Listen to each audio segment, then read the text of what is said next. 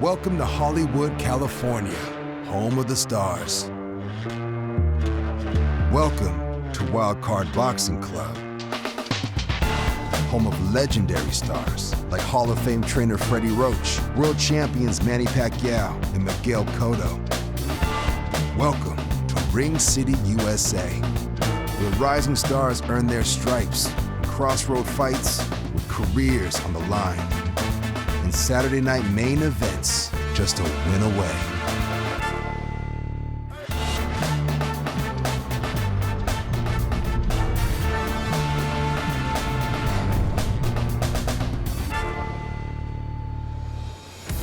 And we welcome you to the debut of Ring City, USA here on NBCSN. And a look inside the Wild Card Boxing Club. For over a quarter of a century, this boxing club in Los Angeles has produced some of the great champions of the game. It's nitty and gritty. Roll up your sleeves and get to work. And that's what we're going to do here in Ring City Boxing as we crown the best. We take a look at what we have on tap for you tonight. In our co-feature, we've got Roberto Ramirez squaring off against William Cepeda in a 10-round lightweight bout. Then the main event, Oshaki Foster squaring off against Miguel Roman. From inside the Wild Card Boxing Club, we take you outside down the famed stairs into the parking lot. We are under the lights in Los Angeles here this evening, and we welcome you to ringside for the debut of Ring City USA Boxing here on NBCSN. So glad you can join us. I'm Bob Papa, along with two-time world champion Sean Foster. And Sean, this is such a great setting for the debut of Ring City Boxing. You have fighters that are trying to make a name for themselves in their respective division. It's a walk that you walked. What's the pressure that they're feeling here this evening? I got to tell you, I must be making a name for myself. Sean Porter, not Foster. Sean Porter, It's all good. Listen, that. These guys are going to come out here tonight and lay it all on the line. And right here on the pavement, right outside the Wild Card Boxing Club, where else would you want to do something like that? Right here is going to be an exciting night of boxing. Yeah, and we're looking forward to it. You know, I mentioned Foster because Oshaki Foster is in our main event here this evening. And, you know, he's a guy that's slick. He's fast. He's going to be going against somebody who's tough and is going to want to rough him up. Yeah, styles make fights. And you got a boxer against a puncher tonight in Oshaki Foster and Mickey Roman.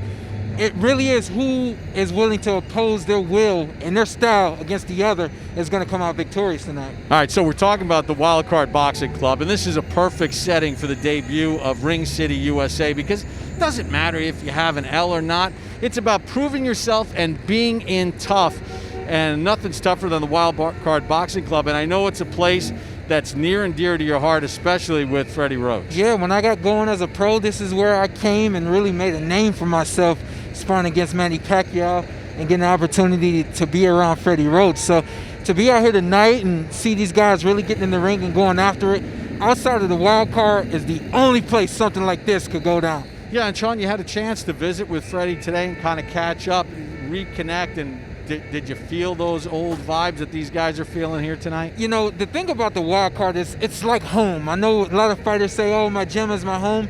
The Wild Card Boxing Club is a home to a lot of fighters, and it's a home to me. So to go up there today and see Freddie and get an opportunity to talk to him, see how much he's expanding the club, it's amazing. I'm glad I was able to do that with him today. Yeah, Freddie Roach, a maker of champions. Let's take you inside the Wild Card Boxing Club and welcome in Brian Campbell.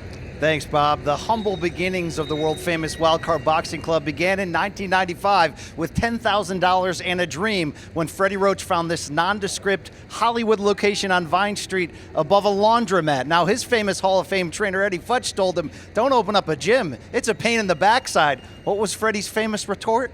You never know when the next Muhammad Ali is going to walk in off the street and enter your gym. 6 years later, in 2001, Freddie would have that prophetic moment when an unknown Filipino slugger named Manny Pacquiao came in.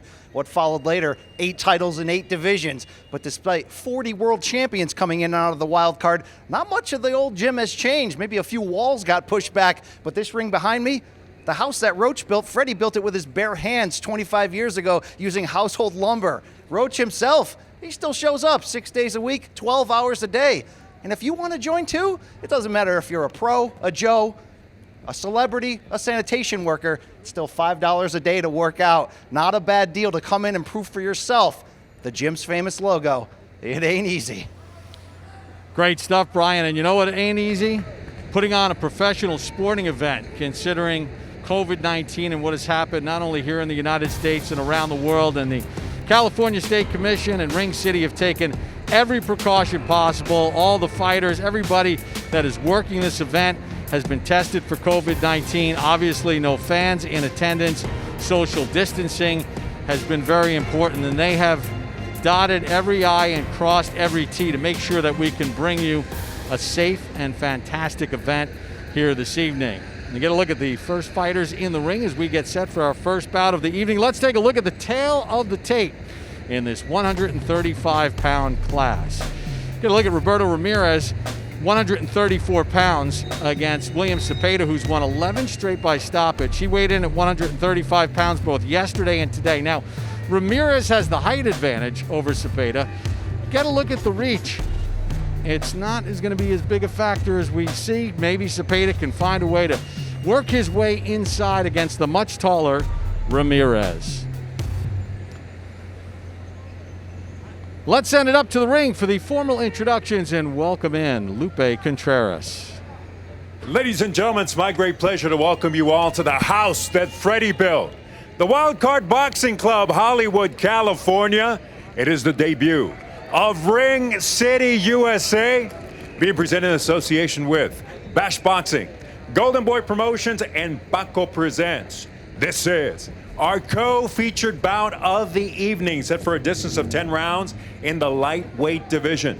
Our judges scoring at ringside are Dr. Lou Moret, Max DeLuca, and Ivan Guillermo.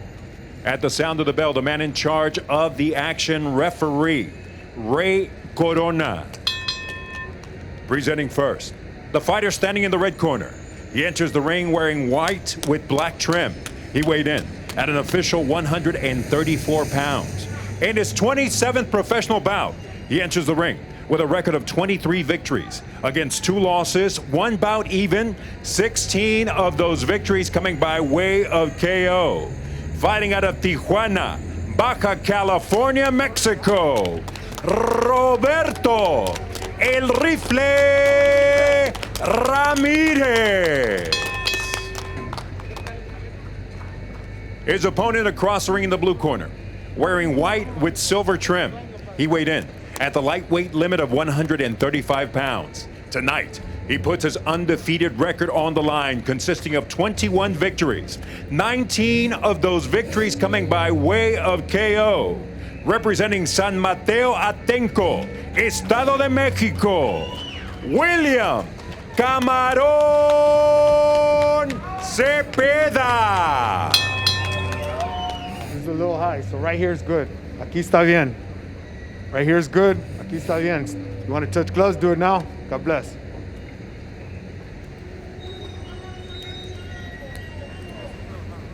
Roberto Ramirez, 27 years of age. He's got a degree in criminal justice. Says one day he'd like to be in the armed forces or law enforcement, but right now he's thinking about winning a championship. William Cepeda, his first fight in the United States. He has recorded 11 consecutive stoppages. Got 1 first-round knockout. That came in his second pro fight.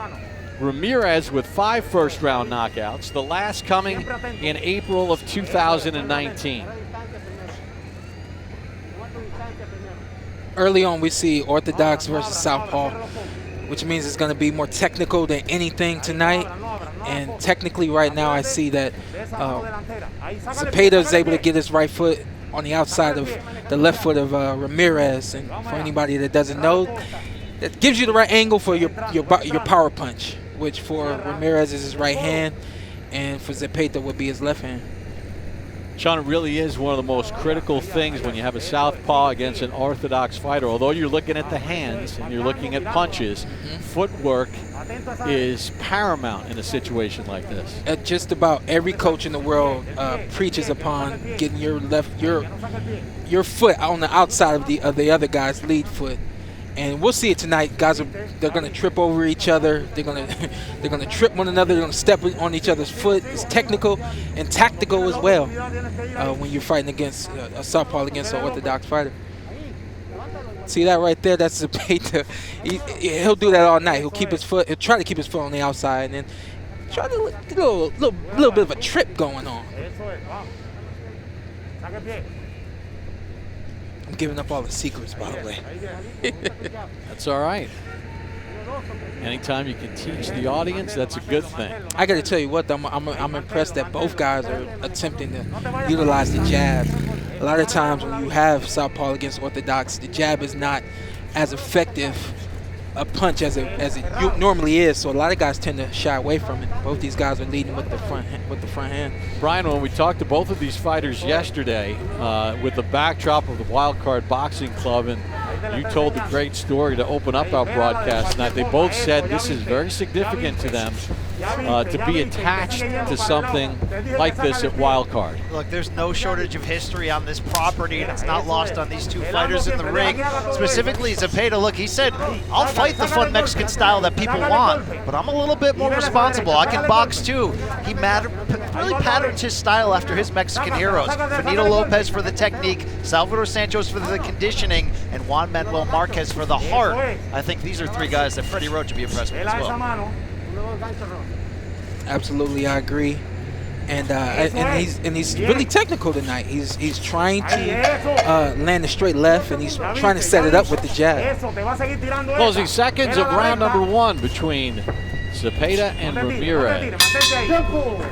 Pretty even first round. Fourth member of our team. Talk a little bit more about Roberto Ramirez's current motto. Me is Roberto Ramirez. Tonight, he is the underdog, and he's actually the motivated underdog. He's actually, in 2018, he fought Dejan Zlaticanin. During that fight, Ramirez was 100-1 underdog. To put that in context, when Buster Douglas fought Mike Tyson, he was only 42-1. And only one sportsbook in Vegas would even take that fight. I asked Ramirez, I said, what changed in your career? How did you become the underdog who's now winning fights? You've actually won 10 of your last fights, more than half of those by knockout. He said, my fiance now cooks all my meals. I'm always on weight. No longer spending fight week in the sauna. So Ramirez motivated tonight against Zepeda. Back to you guys. Yeah, and Ramirez said, look, I've dedicated myself much more to the sport, and I decided that not only do I want to be a better fighter, it makes me a better person, and Roberto Ramirez wants to prove that in the ring here this evening.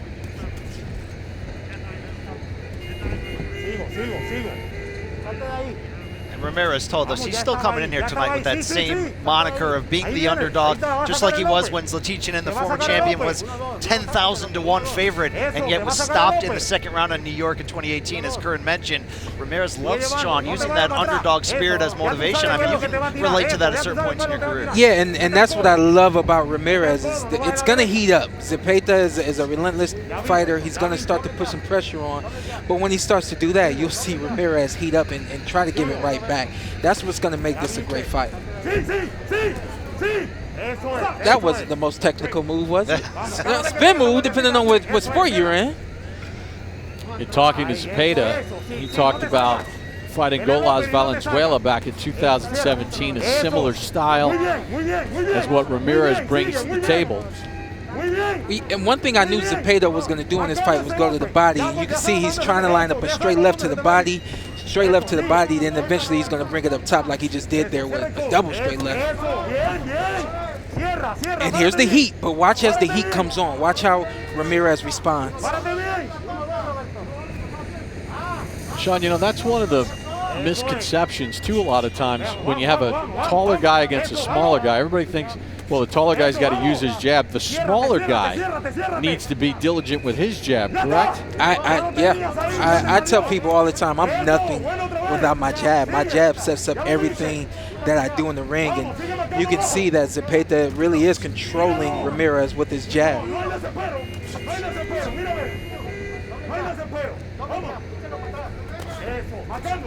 Nice combination to the body there by Zepeda. Ramirez right on the belt line.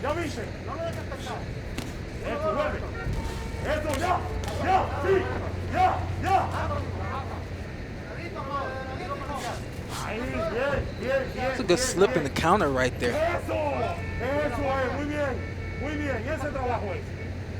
Sean, Ramirez thinks of himself as sort of a natural counterpuncher, and I think sometimes with that methodology, when you look at his fights, he's giving away his height.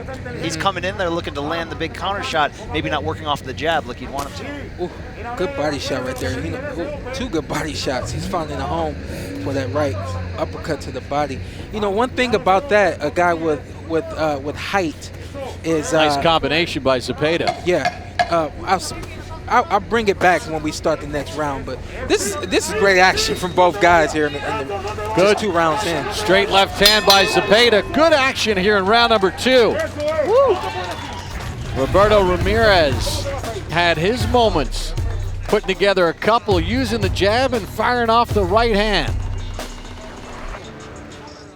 Here was what I was excited about.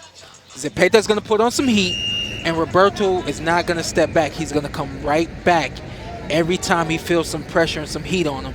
And this is what makes this a great fight, an exciting fight, and a fun fight to watch. Going back really quickly to what you were asking me, Brian, the thing with you being long and tall is it's best for you to work first.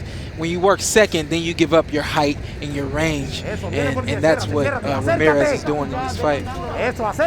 Hall of Fame referee Steve Smoger, double S, has it 2-0 for Ramirez.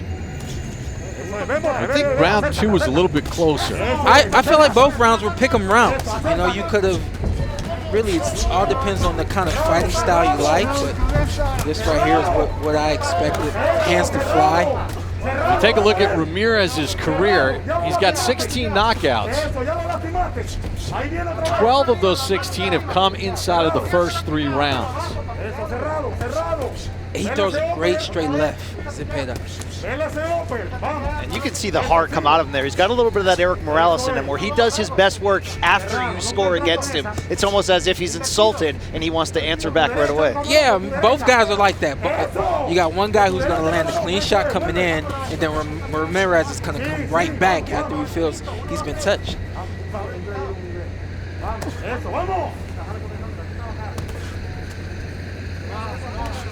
Good right hand there by Zepeda, backs up Ramirez for a second.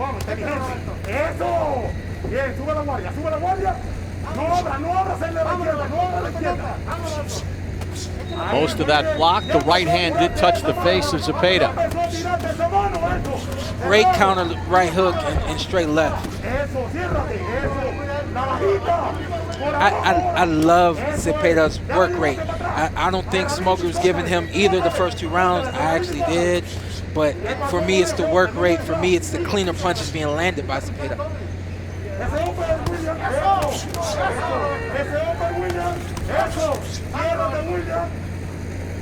Good combination there by Zepeda as well. You know, Zepeda is no relation to the Mexican-American junior welterweight, Jose Zepeda, but it's the same type of fighting style, a crafty southpaw with class. But if you test him, if you crowd him, he'll come out there and fight. Sean, we saw that with Jose Zepeda and Sergey Baranchik. Might be your fight of the year this year. Yeah, and I think the one thing missing out of his arsenal is defense. He keeps his hands up. It's good defense, but how about some head movement? How about stepping to the side opposed to wearing all of those punches either on your hands or your arms or your face? And again, that could be why. There you go. Good combination from Zepeda. Big straight left there from Zepeda. I think that's going to be the punch for him tonight. I mean, it's landed a ton already, but that could be the punch for him that ends the night.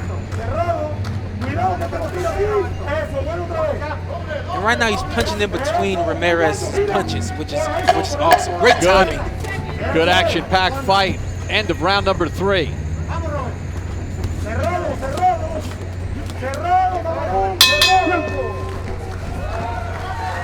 Muy bien, perfecto, ¿verdad? Excelente trabajo, excelente trabajo. Ahora pregunto, si sabes que te va a tirar los volantes por estar, aunque tú te muevas, eres valiente, entonces te va a soltar el golpe. Entonces no te alejes con las manos.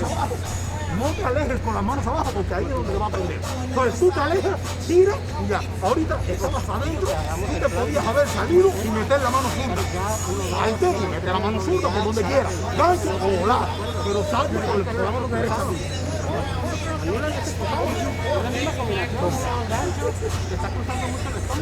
Very good.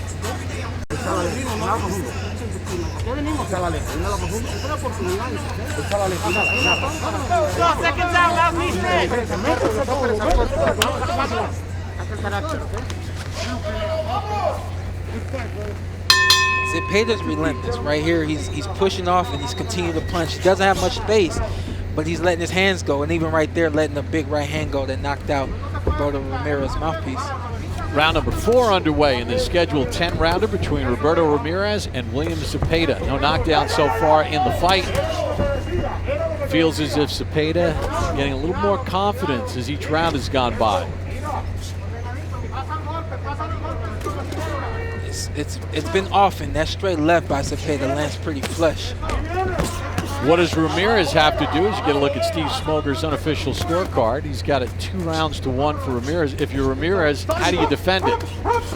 It's interesting. Like Brian and I were saying, you can't counter. You have to be first. And not only that, you're smothering your shots and you're getting up closer to the shorter guy, and you're making it easier for him. So even though Smoger gave him the first 2 rounds, he's done some things technically that could very much have cost him those rounds. More on the Ramirez camp. Let's send it over to Kern. We talked about Ramirez being the motivated underdog. Well, the mentality can only help you so much. His corner yelling at him, they're saying taking too much punishment. They don't like what they're saying. They're asking him to use his length, get more distance, and stop getting hit the way he is here. Back to you guys. Goodness, a lot of big punches right there landed by Zepeda.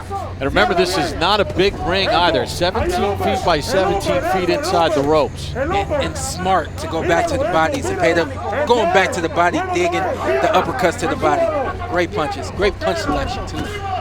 Watch closely the end of this round. The last 2, Zepeda did his best moments in the final 30 seconds, which you guys know sometimes can really steal rounds from judges. This could be anyone's fight at this point. I agree, stealing rounds, but even not even just that, but just keeping the pressure on. Even if he lost the first 2 rounds, he applied some pressure and has continued to build on it. And that can break a guy down like we see right now. And you see Ramirez kind of leaning in, which is right in the wheelhouse of Zepeda. He's negating his own height advantage. Good combination by Zepeda. Big straight lefts by Zepeda.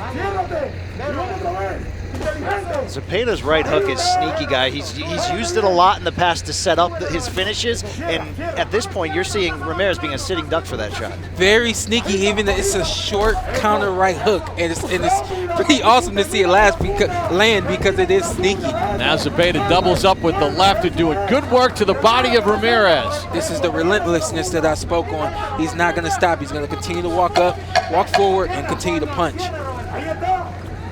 Pretty dominant round for William Zepeda. 21-0 with 19 knockouts.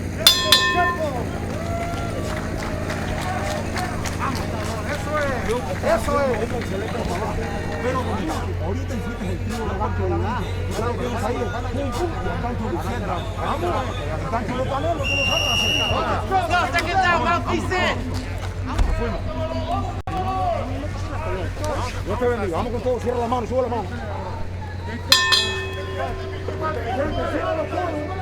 One way I measure a guy's intelligence in the ring is your punch selection. Right there, noticing that Roberto Ramirez is going down, he starts the uppercuts, looping the shots right there up with hooks, and really just finishing his combinations very well. So round number 5 underway in the scheduled 10-rounder. And William Zepeda in the white trunks has grabbed control of this fight. So back to Ramirez, guys. What does Ramirez have to do to sort of change the momentum that is starting to unfold?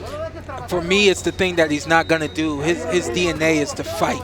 He's going to stand right there and try to slug and bang it out. And he needs to find some room and some distance and work his jab. Yeah, he's got to stay out of the corner, and a big part of that could be going to the body. And we haven't talked a lot about the good things that Ramirez has done the last couple of rounds, and one of them has been some right hands to the body to kind of try to slow Zepeda's forward advancement down. That's definitely what you have to do against a guy like Zepeda. It's got to be body work when you're close, and then it's got to be a lot of punches from the outside to prevent him from coming in. It's almost like he has opportunity to load up on that left hand now.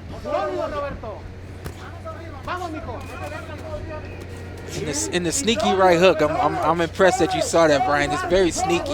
It landed like 3 times right there. I don't know if anybody else saw it, but I did. Yeah, and the sequence started off with a good left hook to the body by Zepeda.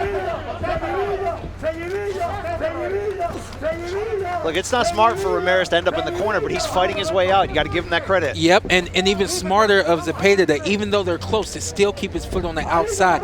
Trust me, it makes a difference when a guy has his foot on the outside of the other guy's foot.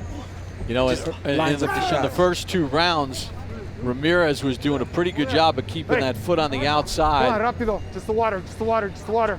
No más agua. What happens there is fatigue. What happens there is a guy getting hurt. And once that happens, it's like you almost lose your bearings and understanding of the basics and the technique that you're supposed to have. Big right uppercut that missed there. Oh, good combination by Zepeda. Sean, it feels like one of the other things that Ramirez keeps doing is when he does create distance, he's going straight back and not creating an angle for himself. Yeah. But again, it's hard to think when you got a guy on you like this. It's hard to. There goes the mouthpiece again. Yeah, Ramirez is in trouble here, trying to fight back. Oh, he's hurt. Good combination by Zepeda. Yeah, and it's going to be stopped. Ray Corona comes in and stops it near the end of the 5th round.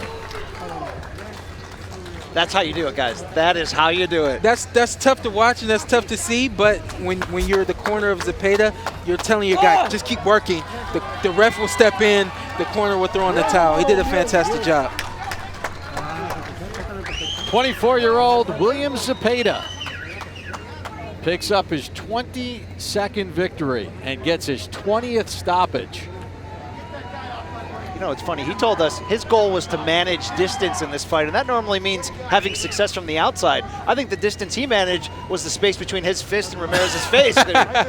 He managed to land that straight left, and he managed to land that sneaky right hand or right hook. And you know, when you look back on it, and he said, "I really wanted to manage the distance in the fight." You could see that he was able to land the punches that he wanted to when he wanted to. And even though a lot of that fight was close corners, those moments right there shows you that he did exactly what he wanted to do.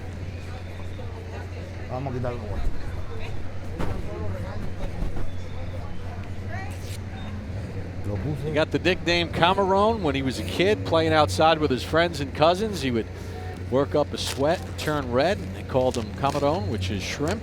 I wasn't going to say anything, but he turned into a Cameron as soon as the fight started. For the official time of the stoppage, here's Lupe Contreras.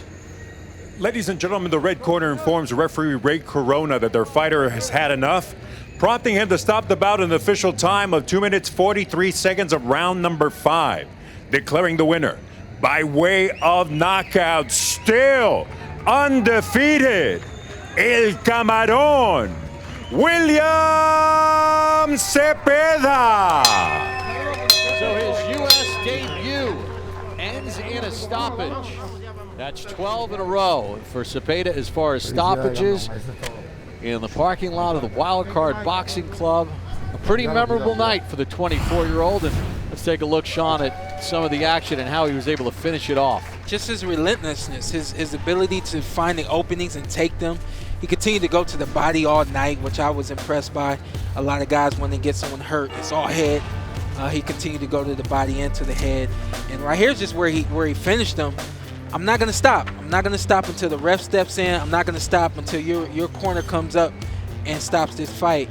And right there, his corner had saw enough. And I got to tell you guys, he says, I expect to box for about 3 to 4 rounds, and then after that, it's war. And you can see he really turned it on. After the 4th round, this is the 5th round here, where he refused to step back. He refused to give Ramirez any space, and he just continued to work until it was over. You know, he says he wants to finish his schooling, was studying business administration, but wants to switch to architecture, and he designed a perfect game plan for victory here tonight. 2:43, the time of the stoppage. His corner loving what they're seeing. Feeling out process in round number 1, but in the end, William Cepeda's work rate was too much for Roberto Ramirez. We got a lot more boxing to come.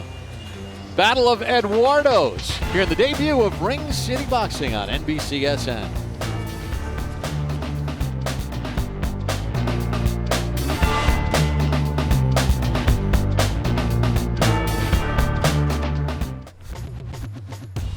Los Angeles, California. Mark it down. This is where the debut of Ring City Boxing takes place from the Wildcard Boxing Club here on NBCSN. Gorgeous night outside, great night for boxing, and the fists were flying here at Wildcard Boxing Club in Ring City, USA. What a performance by William Cepeda. Now part of the protocols. The ring has to be cleaned thoroughly before the next fight can come into the ring. A process that takes between 5 and 7 minutes, and that work is getting done right now as we get you set for our next bout of the evening. Bob Hopple along with Sean Porter, and Sean, William Cepeda got the job done, closed the distance, and did it in fine fashion. We saw the highlights there at the end, and now we're going to have a battle of Eduardos. Yeah, that's pretty awesome, right? Eduardo Garza and Eduardo Hernandez. Let's talk a little bit about Eduardo Garza, Thunder, who got the nickname while sparring. I asked him, I said, hey, you all about the power, right? He says, no, it just happens that way. But that's what you can expect out of Garza tonight, is some power. He's going to come forward. He's going to land some hard shots. And a lot like Cepeda, he's not going to give up. He's 9-0-1 with 6 knockouts over his last 10 fights, 15-2-1 with 8 knockouts, 71 rounds as a pro, 32 years of age. And he's a guy that's going to want to mix it up, isn't he? Yeah, he's gonna come with some good counter punching. He's gonna come with some hard shots, and he's the type of fighter that if you try to pour it on him, he's gonna give it right back to you. All right, let's talk a little bit about the other Eduardo Hernandez, who goes by the nickname of Rocky because he loves watching the movies. Yeah. He loved watching the movies with his dad. His favorite is Rocky 3. Yeah, he and again, a lot like Garza. He's a guy that likes to come forward. This is what we got tonight. We got a lot of action tonight, and we're going to get that from this fight right here with the Eduardos. Garza's the type of fighter, though. He's going to come forward. When he finds the openings, he's going to take them. He's a lot more patient than Eduardo Garza is Hernandez. Yeah, and Eduardo Hernandez, you know, he'll get things done in a hurry. A lot of knockouts on his resume, but this is kind of what Ring City Boxing is all about, right? Getting in tough and really seeing where you are and if you're worthy of taking that next step to compete for a title. I think that's the best part about Ring City, is they're not afraid to put up 2 guys who could walk out as a loser. And the other side of that is these fighters understand that the loss doesn't define me. And that's what we got tonight. We got some good action-packed fights and some fighters who are willing to come out here and give it their all. Yeah, we're going to get a look at that coming up next with our next bout here this evening. Eduardo Garza, Thunder, against Eduardo Hernandez, Rocky, going through their final preparations. They are coming up next here from Los Angeles in the debut of Ring City, USA on NBCSN.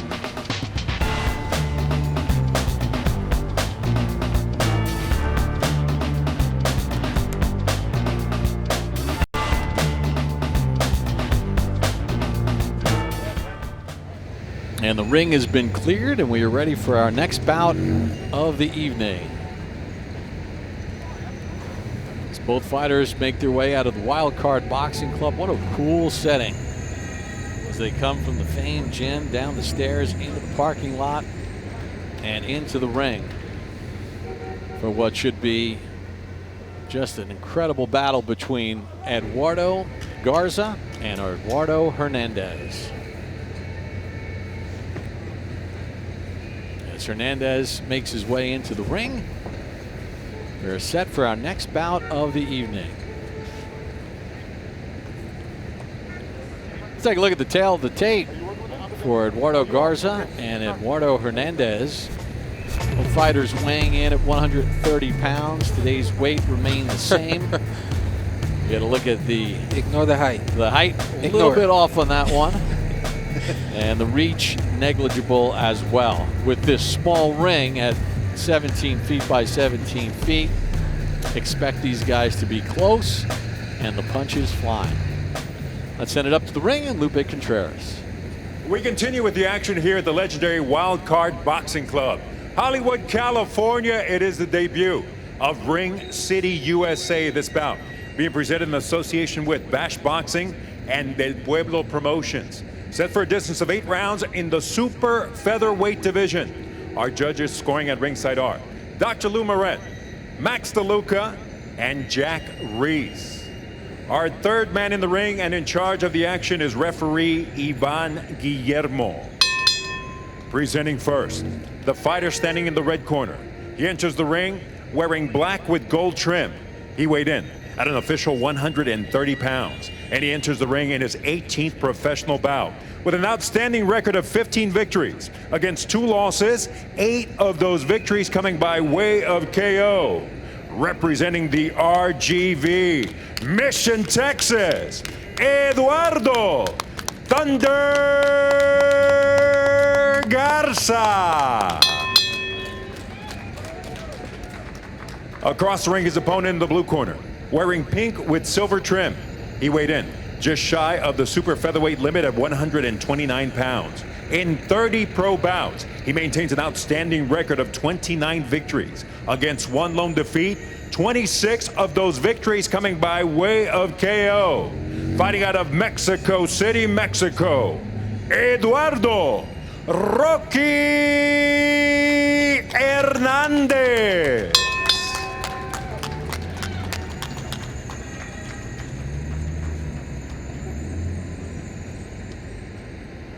Entrenador, seconds. Agarraron sus instrucciones en sus cuartos. Los conchas están bien. Toquen guantes y salgan peleando.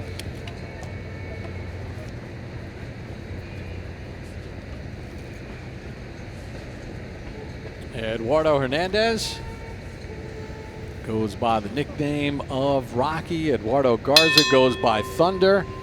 And we are underway round number 1. We asked Garza about Hernandez. He says, look, he's got a come forward style. How good are you? Can you move? Can you go backwards? Can you take a body shot? We'll find out. Spoiler alert here, guys. This is going to be all action all the time, all right? Buckle up and get ready. Yeah. I like the thinking match so far, though.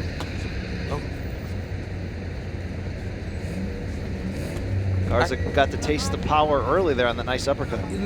Really nice uppercut. I always ask myself, like, what causes a guy to throw just out of nowhere an uppercut? You know, you're not close to the guy. He's moving back, and he still decided to throw it and actually landed it. Well, you look at the tape of Rocky Hernandez, he loves the lead uppercut, right hand from the outside. He loves it so much, I mean, he'll use it in any circumstance, in any situation. Yeah, you asked him last night, right? He said, is the left uppercut your punch or what? He says, no, it just happens. And right there, it just happened to land.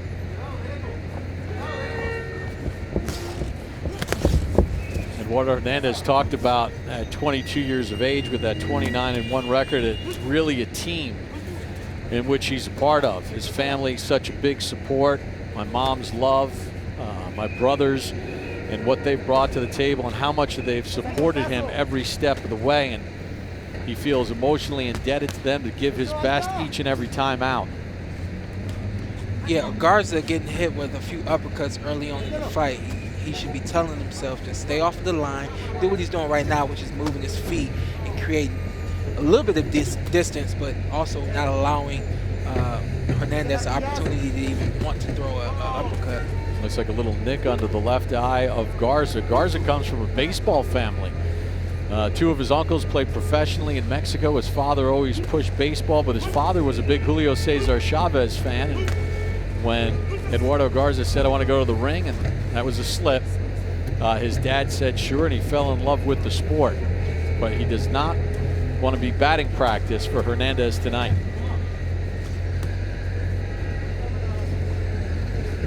I'm telling you, you can't miss with that right uppercut. Hernandez has found the distance of that.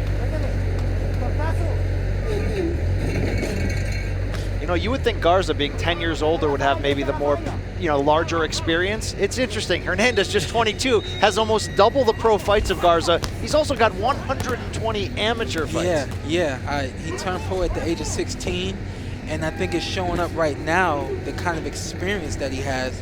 Not wasting punches, not wasting energy, but still being technical and aggressive at the same time. It's pretty impressive first round for Hernandez. Hernandez in the pink, controlling the action here in round number 1.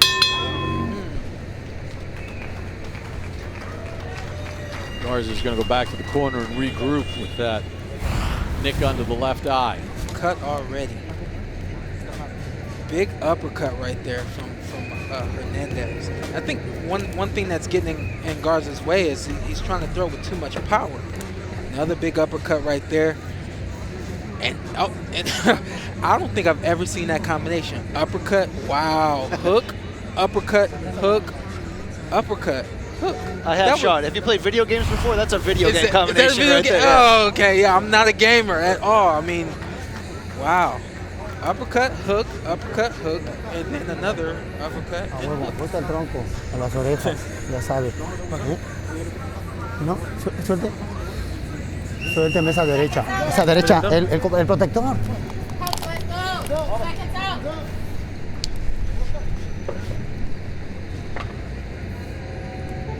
I see the little nick under the left eye of Eduardo Garza. We'll keep an eye on that. That right uppercut for Hernandez definitely was a key factor in round number 1. Scheduled for 8. What does Garza need to do to sort of gain a little control back in this fight? You see what he's doing right now? He's being aggressive, but he's also letting his hands fly. It's not all power right now, and it can't be all power if he wants to contend with Hernandez. Got to be more speed and changing up the rhythm of the fight.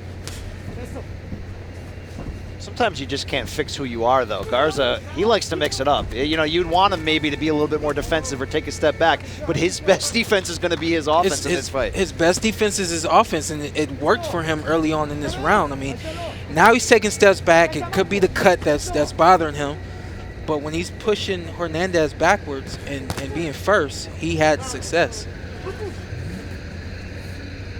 Steve Smoger, unofficial scorecard. Hernandez 10-9 in the first. Garza has been down 3 times in his career. All came in his 2 losses. I think he's hurt right now. I think he's hurt. There's that uppercut again. They say that's an impressive punch coming from Hernandez. See, right here, he's got to take advantage. Right here, you say, it's my turn. You had your way, now it's my turn. But he's got to be hurt because he turns off. Let's just a few punches go, and then he's back on the move. See a little cut under the right eye as well of Garza.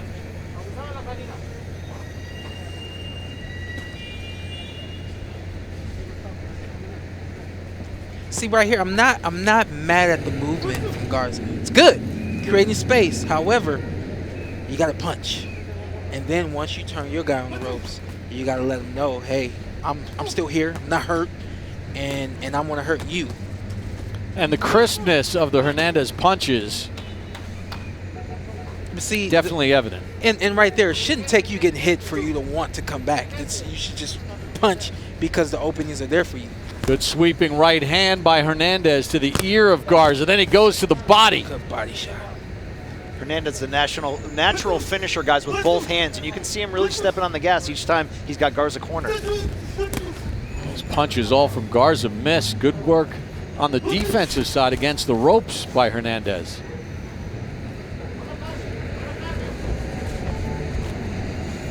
And then the turn, and he goes right back to the uppercuts.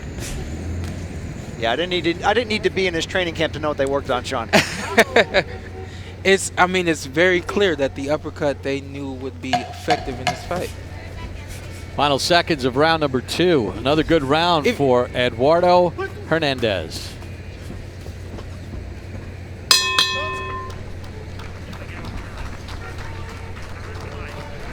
Sitting behind me in the red corner is Eddie Garza. Eddie first suffered a loss in 2017 against Tremaine Williams. Most fighters don't like losses. He calls that a blessing in disguise. He says since then, he's fighting with his eyes open. He feels like now he's a smart, thinking fighter. But he's going to have to reach down and find something for this fight. He's in tough here. Back to you guys. Yeah, and you see those blemishes under each eye from the punches of Eduardo Hernandez. And I just checked with the commission, and both of those little nicks were caused by punches, not by an accidental clash of heads.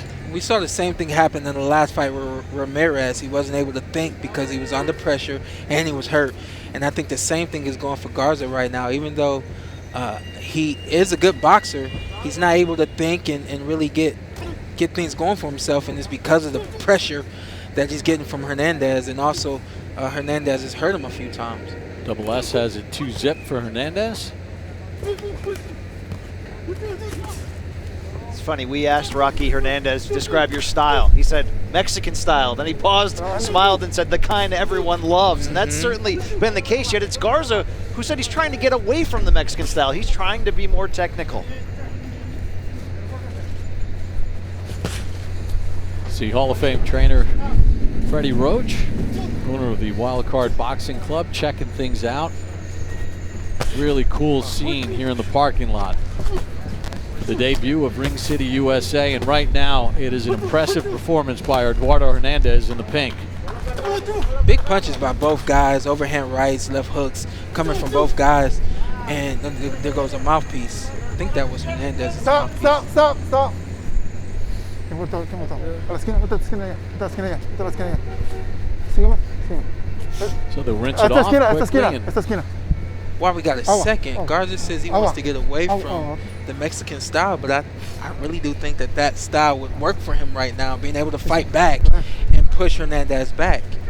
If he doesn't gain respect, from Hernandez soon, I don't know if his face can keep taking this type of damage. Exactly. He's got to get some respect, and I think this is the way he does it, by pushing Hernandez back, letting his hands fly, and being able to punch Hernandez. But Sean and Brian, what do they always say, right?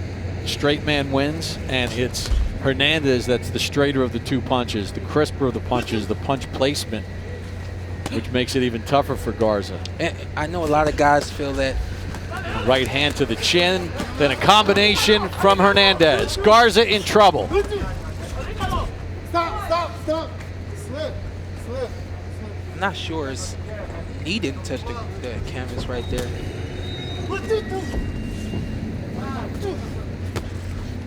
Hernandez smells blood, guys. He is going in. Big body shot. Body shot drops Garza to a knee. 5, 6, 7, 8, 9, 10. And Garza does not get back up. Big body shot.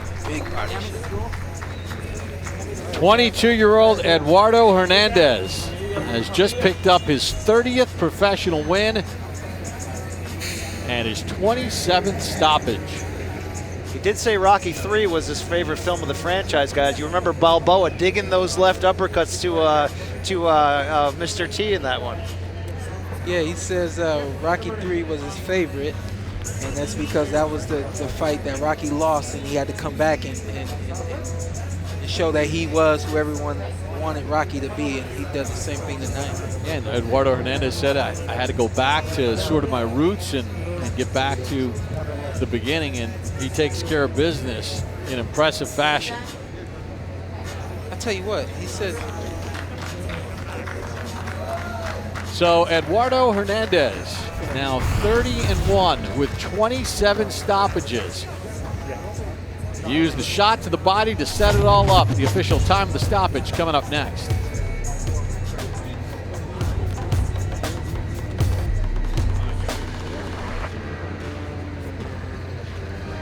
We're here in Los Angeles for the debut of Ring City, USA here on NBCSN.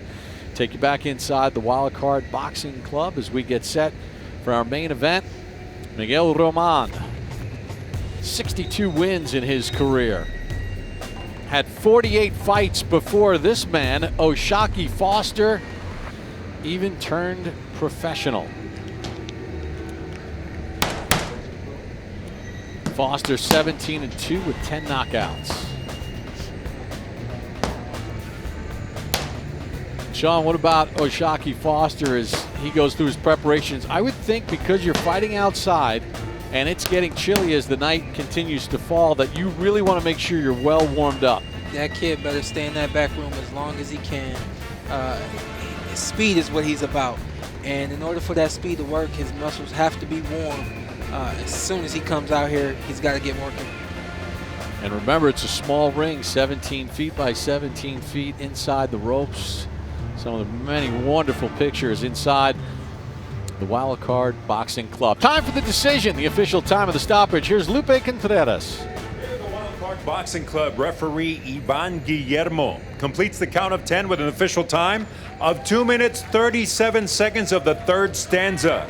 Your winner by way of knockout, Eduardo Rocky Hernandez.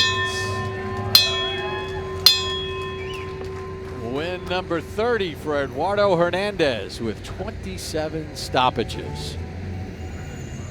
And at just 22 years of age. And Sean, would take a look at the pressure that Hernandez was able to keep on, and he was pinpoint with his punches. There's a flurry right here. And this is what was coming all night at Garza. Garza was getting hit with a lot of clean shots. In particular one was the uppercut all night long. Right here, he's got him on the ropes, and he's doing what every fighter should do, which is attack and not allow your opponent to breathe. Find the right punches in the right moments. Right here, I think we're going to see him. Right here, can't tell whether or not his right knee touched the canvas, but I kind of felt like that should have been called a knockdown. It wasn't. Fight continued on, and that was not good for Garza because Hernandez was not letting up. Right here, this is the last flurry. He goes to the body. Boom. Look at that solar plex shot right there was disable any man, any day. Perfect shot at the perfect point, and Garza went down and was not able to get up. Not at any point was the 22-year-old Hernandez threatened in this fight. He was able to control it and sort of dictate the terms. Yeah, now I found that very impressive about Hernandez. His punch output, punch selection, and his ability to really disable his opponent at every facet of the fight, on the ropes, in the middle of the ring, and really just pushing Hernandez back and pushing back Garza and not allowing Garza to get started. Sean, we think of that left hook to the liver as an out punch, a go-home punch in boxing. What about the hook to the center of the stomach? Is it all relative in the end? It is. The one to the stomach actually kind of pushes the air out of you. If you're not braced and ready for it, it will disable you like that liver shot does, and that's exactly what happened right there to Garza.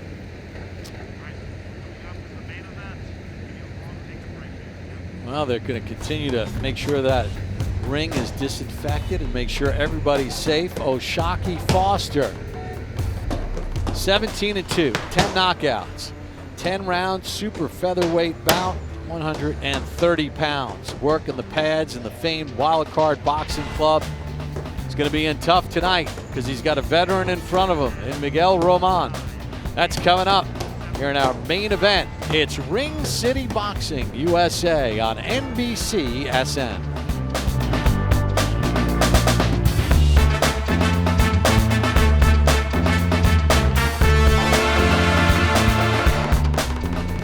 City USA here on NBCSN. The debut of Ring City, where the fists are flying, and what a great place to debut Ring City USA than the famed Wild Card Boxing Club. So many great champions have come out of this gym under the guidance of Freddie Roach and Sean Porter. You were one of the guys that had a chance to work here. This is an opportunity of a lifetime for these young men fighting here tonight. They're continuing the disinfectant of the ring, make sure that is all clear and everything is clean. And all night long, in between each and every bout, every safety protocol has been taking place here this evening and throughout the course of the week to make sure that this event could come off clean and safe. California State Athletic Commission instituting the protocols. Everybody involved in the event has been tested for COVID-19, quarantined in the rooms. Unfortunately, no fans in attendance, but that's the way it is across the United States for many sporting events. Masks required at all times, and obviously social distancing is a key.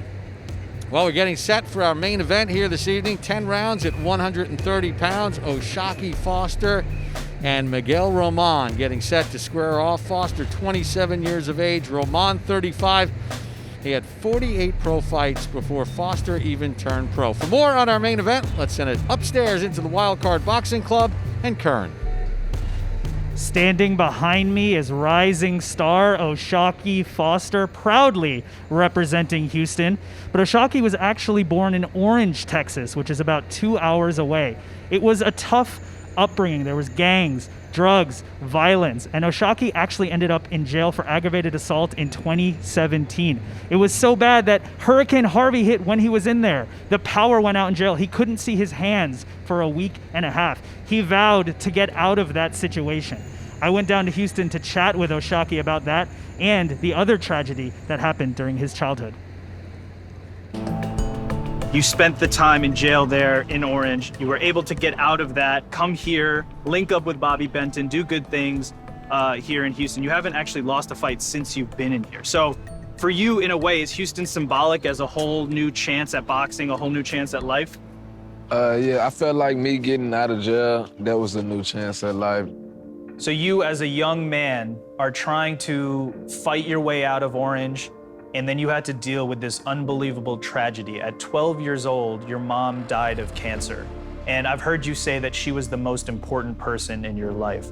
So when that situation happened, was there a chance that things for you could just spiral out of control? The day of my mom's funeral, like I said, I went to go fight the Golden Gloves, and it just made me stronger. That's why I said she's the biggest influence, because it helped me stay, all right, I need to do this so, I can make sure that we the way, out of this. So you decided to fight in her honor, right? Mm-hmm. And that motivated you to actually fight harder, train harder, and actually do better in your career, right? Yes. Do you feel like in a way that maybe she's watching over you and she's proud? Yeah, nah, most definitely. It's crazy, I was thinking like yesterday, I was like, man, I know she looking down, she proud, but I wish I could just hear her say she proud of me one time, Foster now in Houston with Bobby Benton training alongside Regis Prograis. Foster hasn't lost a fight since he's been in Houston. It actually has been a change of scenery. On the other end of the table, Mickey Roman also had a tough upbringing. His brother was shot and killed, died in his arms. Mickey Roman was able to get out of the streets. He got married at a young age. He's also defied Father Time, 75 fights at only 35 years old. And recently his losses have only come to top opposition. I caught up with Mickey Roman to ask him about it. Yo le entrego mucho el boxeo, le entrego mucho tiempo. Pues es triste perder una pelea, ya que uno está impuesto a ganar y uno quiere ganar. Pero mi familia siempre está ahí en esos momentos difíciles. Es mi motivación, mis hijos. I know that your family is very important to you, and I know that you also had to deal with a tragedy in your brother dying who got involved with gangs. What do you remember about that night and that situation with your brother? Cuando me dan la noticia de que a mi hermano le dieron un balazo, bueno, ha sido mi noche más triste que he tenido.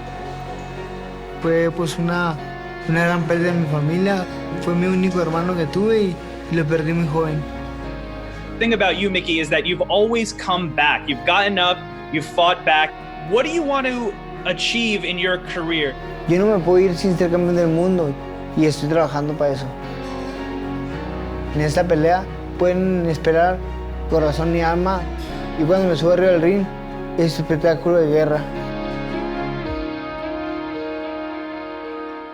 Roman now isolated and training in Guadalajara. No distractions.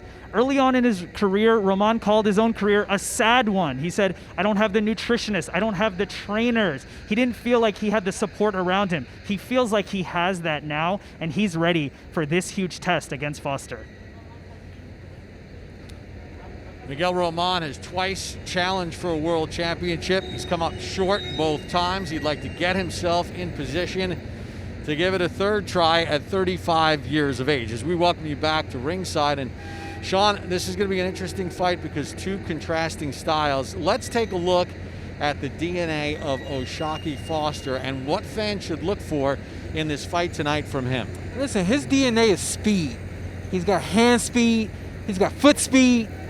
You don't see it right here, but that's what he's all about. He's all about speed. Tonight, he's got to be fast against Mickey Roman. He's got to keep Roman on the outside with his fast hands, and he's going to have to use his feet to create that distance and keep Roman on the outside of all of his punches. Obviously, more of the slick boxer is O'Shaquie Foster. One of the questions I have for you, with this ring being 17 by 17 inside the ropes, how does he use that speed effectively to keep Roman off him? Trust me, it can be done. It's all about precision. It's all about him being on point and making the right moves at all times. And I expect O'Shaquie Foster to do that tonight. All right, we talked about Miguel Roman, 35 years of age. He had 48 pro fights when O'Shaquie Foster was making his pro debut. So he's got a lot of experience. He's been in there against world champions, former world champions. What is the DNA of his fight game? Pressure, pressure, and more pressure. Mickey Roman is a Mexican fighter. That's what he does. He pressures his guys. He's relentless. He stays on them all night. Right here, we see him covering up a little bit, but when it's time, he's going to push his guys back. He's going to dig to the body and the head, and then he's not going to stop. Right here, he's got a prime meat right in front of him, and he goes after it every time. He's got that.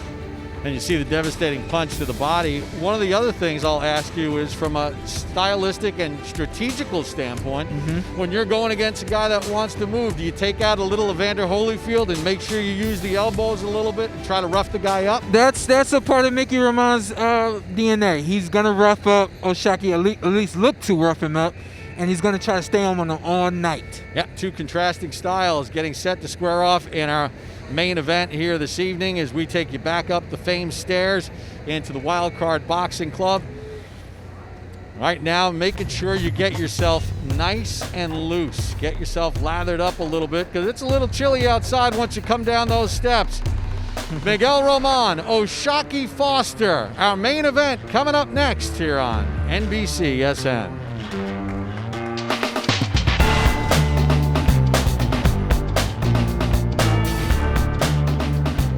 A little stroll down Hollywood Boulevard. You want to make yourself a star? Well, you got an opportunity here not that far away at the Wild Card Boxing Club as we get set for our main event of the evening here on Ring City, USA on NBCSN. O'Shaquie Foster, 17-2 with 10 knockouts in his career, says this fight is his defining fight. There are no excuses.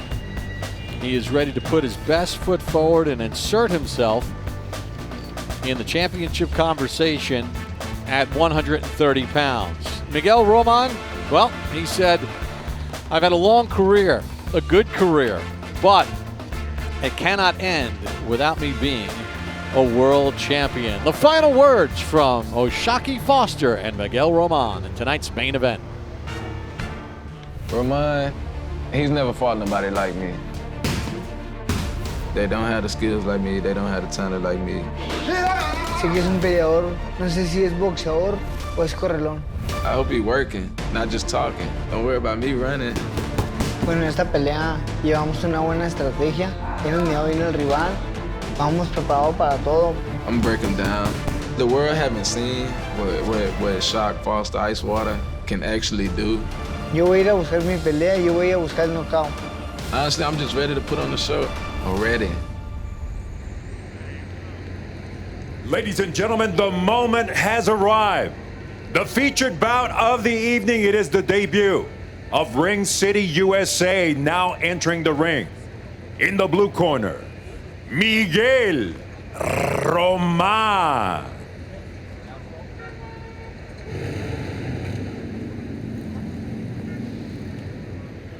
Miguel Roman, 35 years of age, got married at the age of 16. His wife, Rosa, one of the big supporters of his career, and he's got 4 kids. Evelyn at 17, Green at 13, Eileen at 10, and he said young Miguel at age 4 doesn't really worry too much about what dad does in the ring. He said with this long layoff due to COVID-19, he's taking good care of his money. His #1 focus has always been to support his family. In his career, of 24 opponents that he has beaten, they have never won again. In fact, 7 guys that he beat retired after losing to Miguel Roman. I mean, it's safe to say Miguel Roman is the kind of guy who's your favorite action fighter's favorite action fighter. When he's fighting, you find out how to get to the screen to see it. There you go. Nobody's the same after they fight Mickey Roman. It's impressive. He's got 7 first-round knockouts, but the last coming just over 7 years ago. He has been stopped 3 times in those 13 losses. His opposition, fighting out of the blue corner, Oshaki Foster. Goes by the nickname of Shock or Ice Water. Over 100 amateur fights. Lost twice at the Olympic trials in 2012. Joseph Diaz was an alternate. He's a 2-time junior national Golden Gloves champion.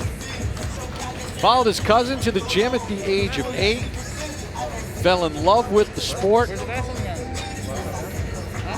And he feels like tonight is a new beginning. Tell you what, all of that amateur experience is necessary against Mickey Roman, who has 72 fights as a professional. Yeah, Roman with 470 rounds of professional experience.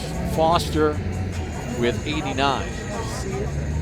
5 first-round knockouts, the last coming in December of 2017 against Andrew Goodrich.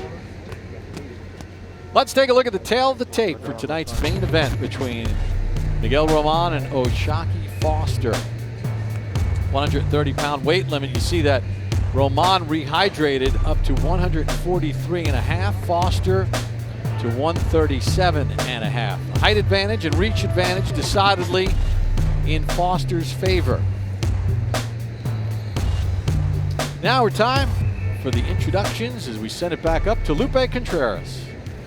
We continue with the action here at the house that Freddie built, the legendary Wild Card Boxing Club. Hollywood, California it is.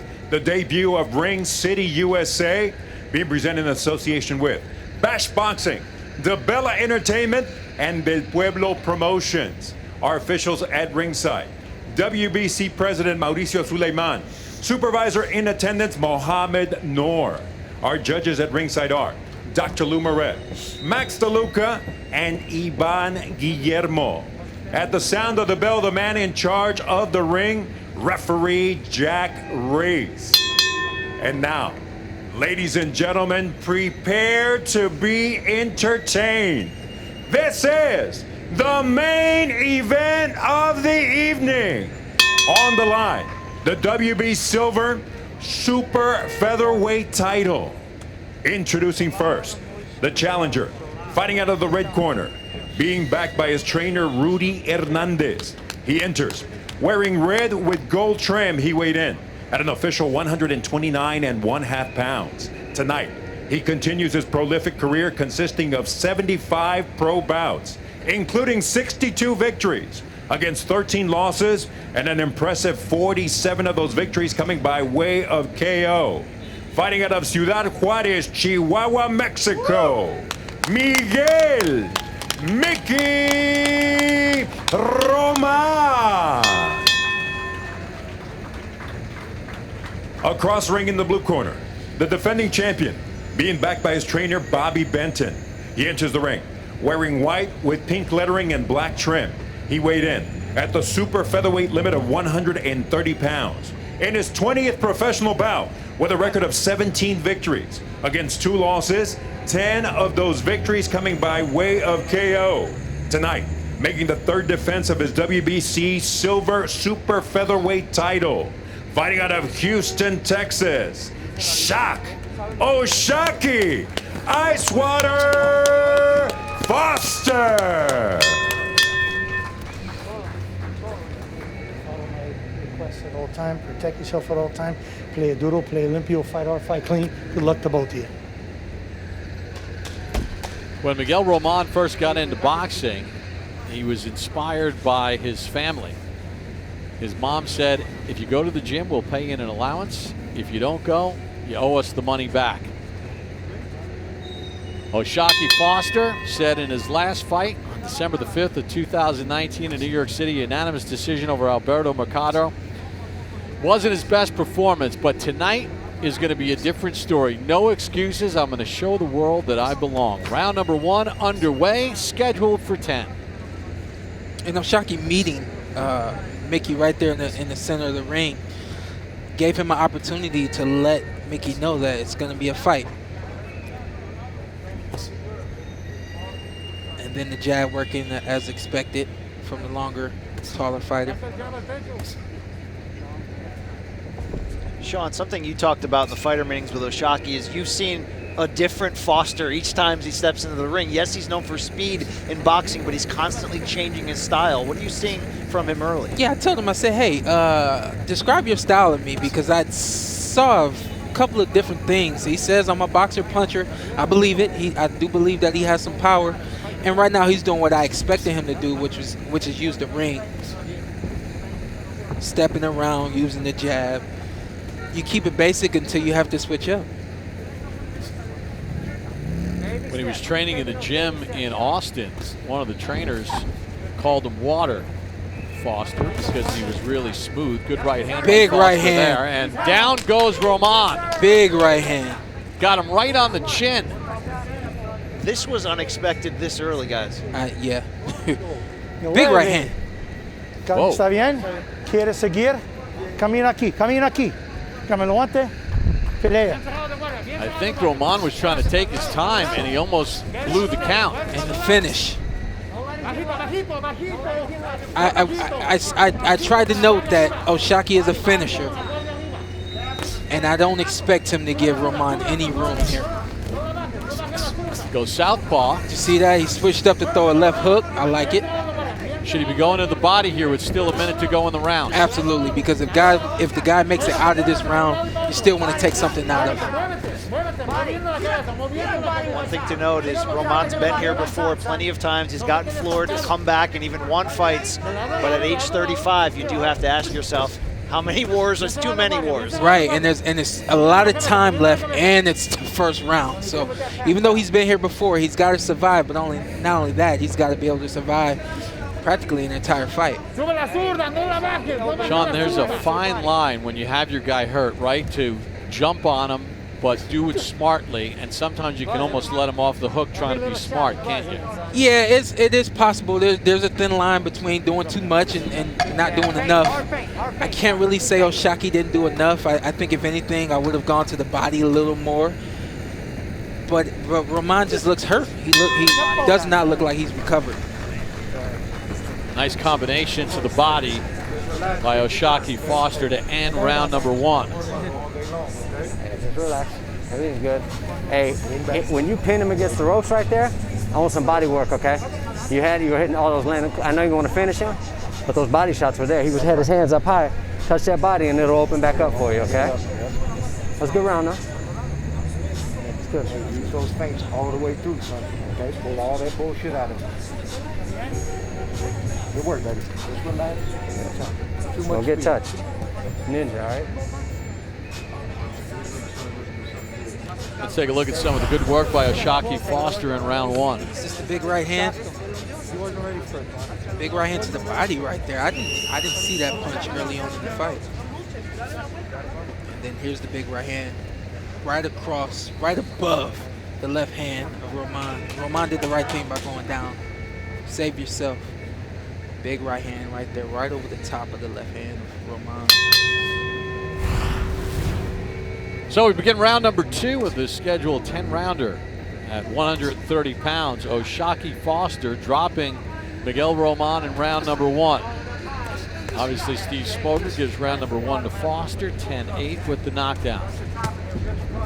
You noticed the delayed reaction when Roman was hurt before going down, and we did ask Foster if he thinks Roman's over the hill. He said he talks a good game like he's going to come on, but I've seen him quit. I've seen when he gets hit in certain spots, he'll take a step back and reevaluate. He certainly had to in round one. He did say that, and you do see a delay. I think he may have even been trying to figure out whether or not he was hurt enough to continue, but then he decided to go down. I think he made a conscious decision to go down right there, which is it's not a bad thing, especially when you're tough. You go down, you save yourself, get out of the first round, and you recover, you come back strong. Yeah, but he eats another combination there. Okay, so Sean, let's go to the Roman side of it. Went down, got back up. We know he needs to make this a rough fight. Right now, Foster is controlling the distance, using subtle movement, creating angles. How does Roman change that? One kink in Roman's game is he doesn't use his jab, and he doesn't use punches to come in. You can see he walks up, and then he tries to punch, but Oshaki's already on the move. He's got to start his offense before he gets close. That way, when he does get close, he sets Oshaki up to go the direction that he needs him to go. There you go, just like that. You control guys with your jab, and you can make a guy go where you need him to go, whether that's the ropes, to the left or the right. The best thing Roman can do right here is to start to let his hands go from the outside. Nothing crazy. You're not a combination puncher, but just a basic jab to direct your opponent. Roman has been stopped 3 times in his 13 losses in his career. The earliest, however, though, round 5 in 2012 against Antonio DeMarco. Hold your arm out, Shot. Work at it there. I got a feeling that that's something Oshaki and his corner knew coming into this fight. They knew they could get him early. They knew they could get him at any point in this fight, especially he's a little older, been through some wars, and he stands right there for everything you're going to deliver. Good body shot right there by Roman. Well, Roman's got more than twice as many career knockouts as Foster has pro fights. So that'll tell you the experience difference right there. It's pretty awesome, and I like to see that come to life right here. And he's, like right now, going to the body, starting to let his hands go. The best thing Roman can do right here is go to the body. Break over and give me that hook to the body next time. Slow your guy down. Take some of the pop off of his punches. Foster throwing a couple nice counter right hands here at the end of round 2. Another good round, baby. Good. Some nice combinations by Oshaki this fight so far. Big uppercut right there, and then finished with the right hand. You pick your guy up with the uppercut, and then you finish with the right hand, and then continuing to try to go to the body. Good combination right there. And right here, this is where Roman has to work. Body, and then back up top to the head. Oshaki was able to roll some of those shots, but if you're putting that kind of pressure on a guy, eventually it'll catch up to him. Round number 3 underway in the scheduled 10-rounder between Oshaki Foster and Miguel Roman. Roman dropped in round number 1. Steve Smoger has given the first 2 rounds to Oshaki Foster with 10-8 in round number 1 for the knockdown. Oshaki's got a couple of things he's going to do if Roman gets close. He may turn off and just use the ring. He may smother the guy and then punch back like he did right there. Or he may just clinch and turn him. You know, it's a gorgeous afternoon here in Los Angeles. Temperatures in the upper 60s, but right now in Hollywood, California, 57 degrees. You feel a little chill in the air. But it doesn't seem as if either of these guys has been affected by it, warmed up properly. I think Roman is definitely warmed up now at this point. Three rounds in, I think he knows what he wants to do and what he needs to do. Sean, you talked about the key of Roman going to the body right now to try to slow down the quicker fighter. Sometimes Roman's best punch is a sneaky looping lead right hand that he'll time when you think he's throwing the jab. He can't land that shot without establishing first to the body. The thing about Foster is he's got fast reflexes. He can see the punches coming. And with Roman not disguising anything, not throwing jabs, giving Foster anywhere else to look first, he's not setting up those body shots. So he's got to set up the body shots. He will be able to sneak them in, especially if they're close like this. But again, remember, Foster's going to do a couple of things. Sometimes he's going to smother and stay there. Sometimes he's going to clinch Roman. And then sometimes he's going to punch and step around. Sean, isn't, the onus when they do get in tight like that. Roman cannot allow himself to get tied up, and he's got to keep his hands moving because that's where he eliminates the reach and the speed of Foster. Absolutely. It's on Roman every time he gets close, whether he's able to work or not. It's on him. He's got to recognize what his opponent wants to do, whether or not his opponent's going to move, whether or not his opponent's going to smother him, and he's got to be smarter with his punch selection. I like right now the fact that Roman is starting to work on the inside and throwing body shots. Even though he's catching some arms, he still has an opportunity to wear his guy down. Brian, you impressed with the work that Foster's been able to do in what would appear to be Roman's office? You know what? I'm sorry. No. Go ahead. Well, I've been talking all night. It's the mixture of the footwork and the boxing and sitting down on the power punches, which is constantly keeping Roman off rhythm and off center. But yes, Bob, to your point, Foster's doing the better work when they do come in close. He's quicker, he's crisper. Roman is really going to have to land something big to start getting that momentum back in his favor. One thing we say is speed kills, and right now the speed of Shockey Foster is being successful. End of round number 3 as Foster is in control. Hope you're enjoying the debut of Ring City, USA on NBCSN for the Wild Card Boxing Club as we get things underway. And we are so excited to bring you exciting fights between boxers who are stylistically matched. For most up-and-coming fighters, it's not a question of talent or strength or speed. It's a question of heart, commitment, and opportunity. This is their moment. This is their chance. This is Ring City, USA. Ring City, USA, and on December the 3rd, Brandon Adams 21-3 against Sergey Boyachuk. And woo! Brian? That's a fight. That is a fight. There's a lot at stake. Adams, a former winner of the Contender Series, really looking to build some momentum here. And Boyachuk, we haven't seen that guy lose yet. We don't know what his weaknesses are. We want to find out. It's going to be a great fight, and I'm very grateful for Ring City putting on some guys that typically wouldn't get this kind of airtime. It's awesome. See, Steve Smoger has it 3 rounds to zip for Shockey Foster. Scored the knockdown in round number 1. I tell you, Shockey's hard to beat, and this is why. He's got fast hands, but he doesn't mind working on the inside, and he knows how. You know, one of the things, you guys, that we talked about in the other fight about Southpaw right-handed, one of the things I think that hurts Roman too is he winds up being square a lot to Foster, where he has sort of no leverage on what he's throwing. That's kind of a thing for a guy who likes to come forward. Someone who can move can get that guy squaring up, and when you're square, it opens your body up for more punches. Let's send it over to Kern in the corner of Miguel Roman. After that nightmare start for Mickey Roman in round 1, Jack Reese came over, stared at him for a good 20 seconds. Apparently he liked what he saw because he has let him continue. The Roman corner said they want level changes. They want him lower, and they want to keep that left hand up. As he survived the onslaught, they're now looking for more pressure, and they're asking him to go to the body. Back to you guys. Yeah, I like Jack. Jack's a very good ref. He goes by the book. He's not going to let guys get hurt in the ring, and I appreciate that about him. And I agree with his corner. He's got to go to the body. You got to slow down, Foster. Don't worry about winning rounds. Worry about putting some things in the bank first. Jack Reese is the ultimate get-off-my-lawn referee. You don't act right in his ring. Remember Andre Ward and Edwin Rodriguez? Yeah. He docked them both points. He said, enough of this in my ring. He's a guy that demands respect. You're right. I like Jack. Stop. Walk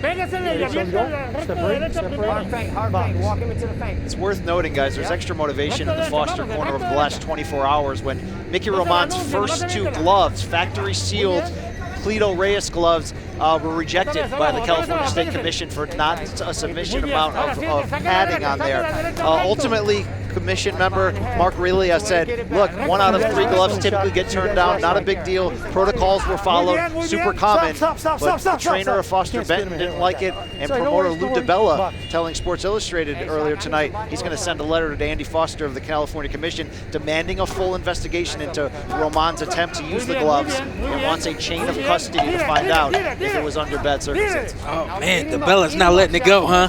Hey, the commission did the right thing. They detected something and they want to let it go. Tempo time. End of round number 4, and another good round for Oshaki Foster. That was a much more competitive round for Roman. There you go, look at Freddie Roach seating ringside. He's not bothered by the cold. I am. The only thing we ain't doing is we ain't getting enough body work. You know what I'm saying? Is there, because he's balling up with his hands high, touch high, and then dig the body, okay? Yep. And then curl over. All right? It's más efectivo. A couple deep breaths, son. Good. You're barely getting started. Good work, man.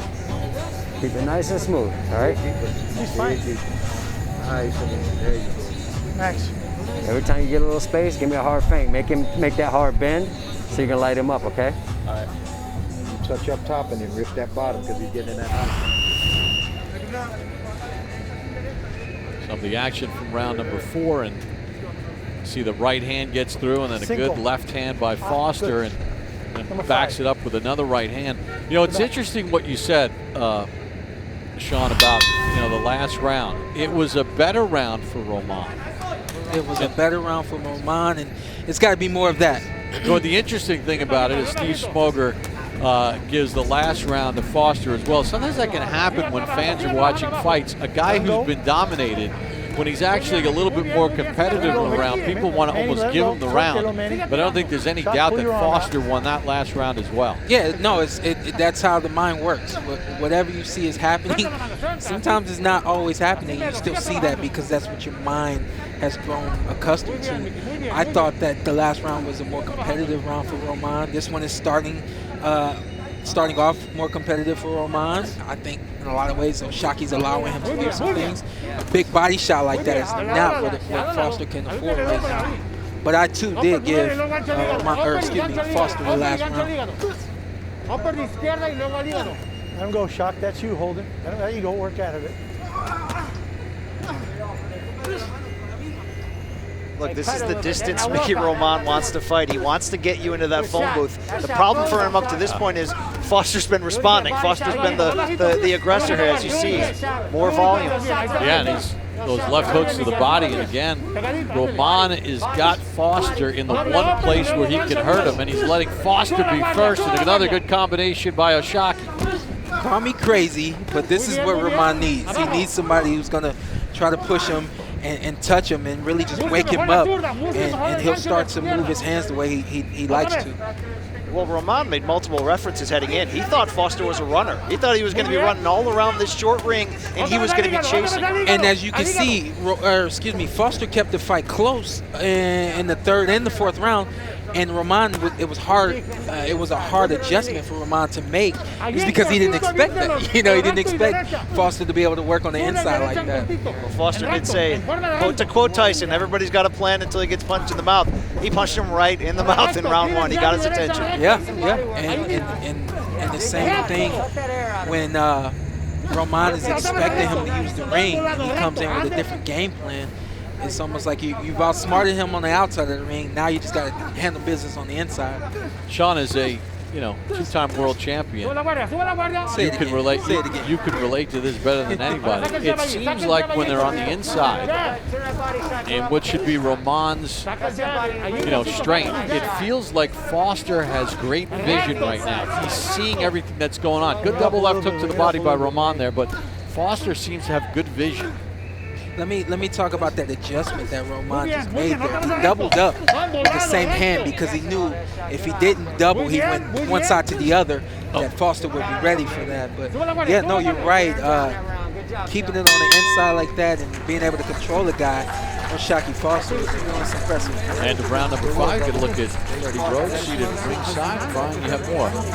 Look, you can. Freddie Roach is a Hall of Fame trainer. For some boxing fans, that's all they've ever known him. But he was one hell of a fighter in his day. Turning pro in 1978, retiring in 1986. He went 40 wins, 13 losses, 15 KOs. Fought everybody from Hector Camacho to Greg Haugen and Bobby Chacon. And if you're wondering, he employed that same come forward, all action style that's become the trademark of his training days. You can see Freddie there taking a look at his handiwork. When Freddie Roach was going to fight, you tuned in because you knew what you were going to get. Fought most of his career at 122 pounds, and he went after it. When I first met Freddie, everyone said that he was an offensive technician. He taught guys how to hit and how to hurt. And we've seen him do that with Manny Pacquiao and a lot of other great fighters. Yeah, and he was in the corner of 200-pounder Marco Deckman earlier tonight, as Deckman picked up his 4th win in 5 career fights. Round number 6 underway, all Oshaki Foster. Although Steve Smoger did give the edge to Roman in the last round.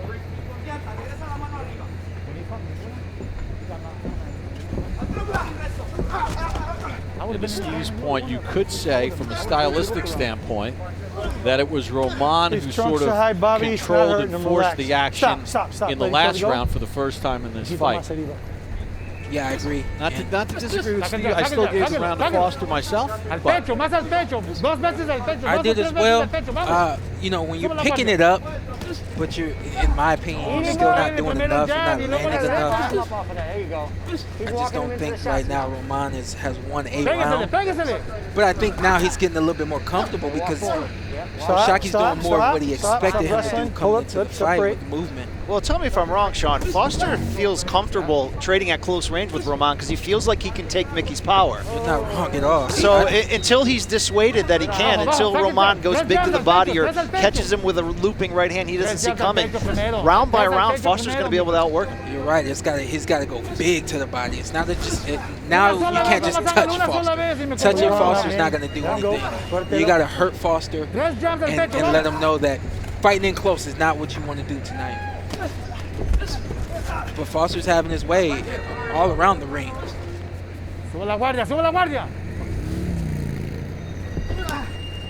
And that's the thing with what we call the Mexican style, a more aggressive style of boxing. A lot of times guys, especially the Mexican fighters, aren't taught how to use their hands as they move. And you see, we don't get any hands from Roman until he's close, and he's not moving anymore. You know, he's got to be still to punch, and Foster's not going to give him that. One was blocked by Roman. We haven't mentioned it much, but you got to love Foster's swag and style in there with the pink gloves, the trunks. I mean, look, I'm sitting next to a well-dressed man and Sean Porter. Bob, I know you got envy at the size of his wins or not. I mean, can we get a COVID test for this thing? That's the biggest, oh, no. it's the biggest tie I've ever seen. Come on, guys. COVID test for my wins. Oh, wow. Hey, I like looking good, and so does Shocky. You got to have your appropriate shirt, too, Brian.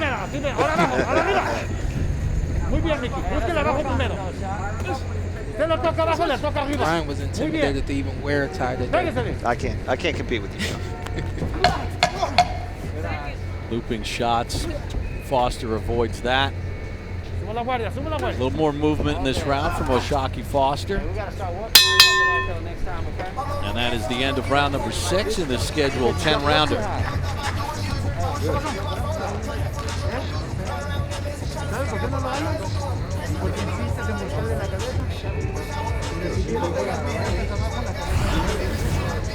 I'm big on rhythm, and I see right now that Oshaki all night has had his rhythm. He's able to punch and move. This is what I expected from Foster. I expected him to be able to use his reflexes, catch him, land, and move, and then also the footwork. The foot movement it's not beautiful, but it's very good technique. He's able to step around, use the entire ring, and make Mickey move. The feints are working beautiful too. Every time you feint, he balls up. So you can light him up with a combination off of that, okay? All right, let's go. Come on, Shaq. Round 7 coming up.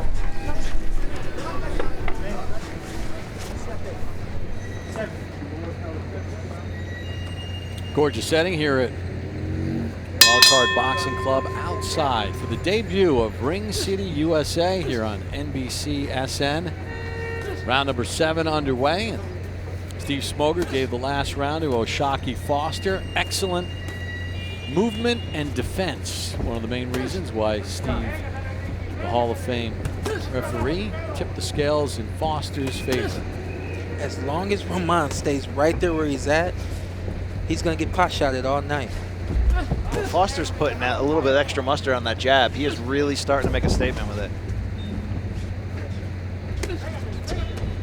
You know, it's funny, we asked Foster, do you have any fear that Roman will test your backbone, put you into deep waters? He said, guys, life's put me into deep waters and I've come back before. And Curran touched on it earlier, that turning point in 2017 in prison when he decided to take his life seriously, put the streets away behind him. Yes, it was surviving Hurricane Harvey. It was also watching on TV Terrence Crawford unifying all 4 belts at 140 against Julius Ndongo and stopping him, where he said, I'm not maxing out my potential as a boxer. I need to get serious now. So that was a sort of odd turning point. 3 years later, he knows a win here could really push him forward in the rankings toward a title. Yeah, it's one thing we say about boxing. Boxing saves lives, and it definitely saved both of these men's lives.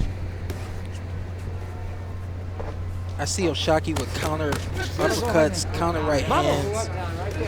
He's found his rhythm tonight on the inside and the outside. And I really don't think there's much Roman can do outside of knocking out Oshaki. And I'd be shocked if that happens.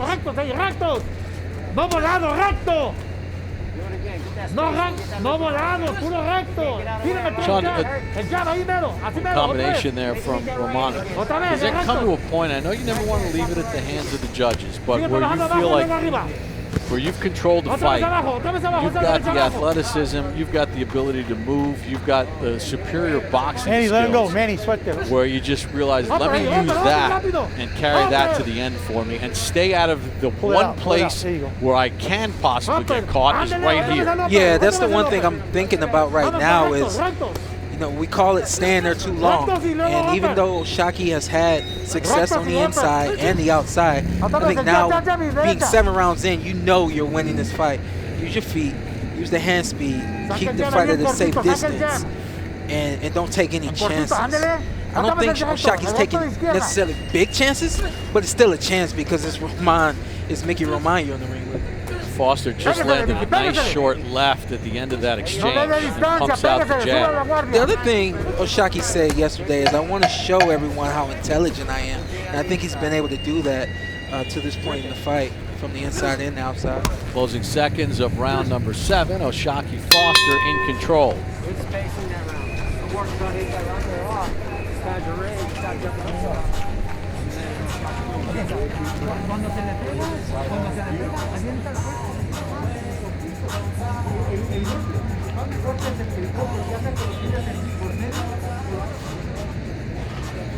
Take a look at some of the work of Oshaki Foster from round number 7. He's been dominant from the inside and the outside. This was early on in the round. Just quick, fast right hand straight down the pipe against Roman, and then a big uppercut right here. Very big uppercut. Picked this guy up, and then he just pushed him away. He's controlling the action inside and out. An alternate on the United States Olympic team. We talked about the fact that over 100 amateur fights for Oshaki Foster. And Steve Smoger gives the last round to Oshaki Foster. Sharp infighting was the quote from Steve. Foster's work is hella flashy and good here, but Roman did have success that last round to the body. It's something worth noting. You know he's coming, he's squaring up, but 3 out of 4 of these hooks are finding a spot. This goes back to my initial question of at what point does Foster, I'm not saying get on the horse, but don't stay in that range where Roman can do some damage. Yeah, at this point, it's just a matter of Oshaki staying responsible in the ring, making the right moves and not letting off. Even if you're not going to throw as much offense, even if you're not going to hit your guy every chance that you got, you still have to be responsible defensively. All right, let's check in with Curran.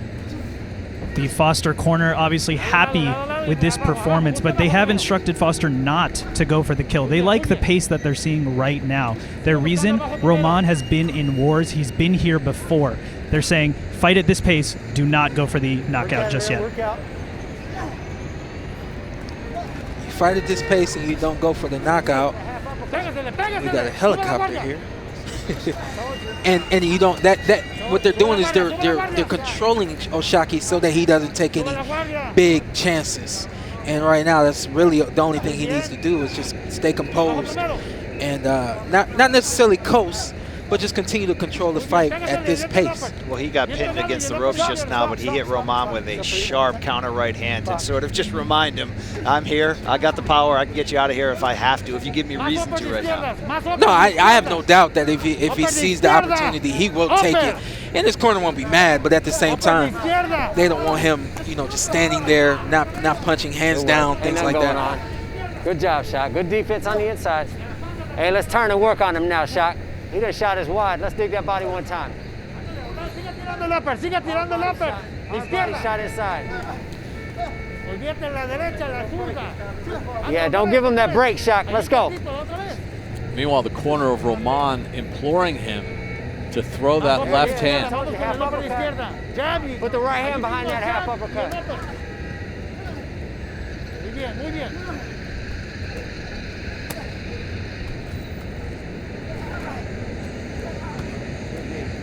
This is what Roman is about. He's about finishing.